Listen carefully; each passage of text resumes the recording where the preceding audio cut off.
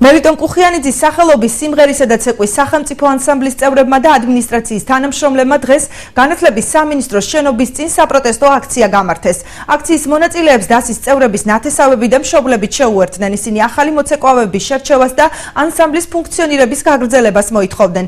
აქციის მონაწილეები მოგვიანებით მინისტრის მოადგილეებს ვლადიმერ მგალობლიშვილს და ქეთევან მანელიშვილს შეხვდნენ.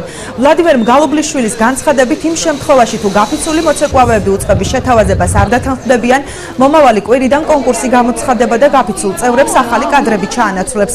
საკითხზე საუბარი დღეს ანსამბლის გაფიცულმა წევრებმა არ ისურვეს. პირად საუბრებში კი განმარტეს, რომ საპასუხოდ ისინი ხვალ საპროტესტო აქციას გამართავენ. მე ვარ ინდუსტრიის ხელმძღვანელი რა.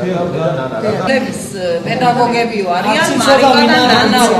რა უნდა გავაკეთებინათ ჩვენ არც ისეთი პატარებია. მიღებულია გადაწყვეტილება ანსამბლმა უნდა გააგრძელოს ფუნქციონირება, ეს მოხდება ან დათხოვნილ წევრებთან ერთად, ან მათ გარეშე. ეს არის მათი არჩევანი, თუ ისინი ვარს განაცხადებენ სამსახურში დაბრუნებაზე, ჩვენ ვარაუდობთ, რომ მომავალი კვირიდან გამოცხადება კონკურსი, ანსამბლი დაკომპლექტდება, ესე ვთქვათ, ხელახლა და ანსამბლი გააგრძელებს ჩვეულებრივ მუშაობას. ჩვენს მხარს ვუჭერდით ახალ ხელმძღვანელობას, ვუჭერდით არა ვუჭერთ და გსურს რომ შემოქმედებით კოლექტივს მოგვეწეს იმის საშუალება, რომ ნორმალურად ფუნქციონირებდეს ანსამბლი და ახალ ხელმძღვანელობას მიეცეს საშუალება ახალი მოცეკვავის სახეობის შერჩევისა.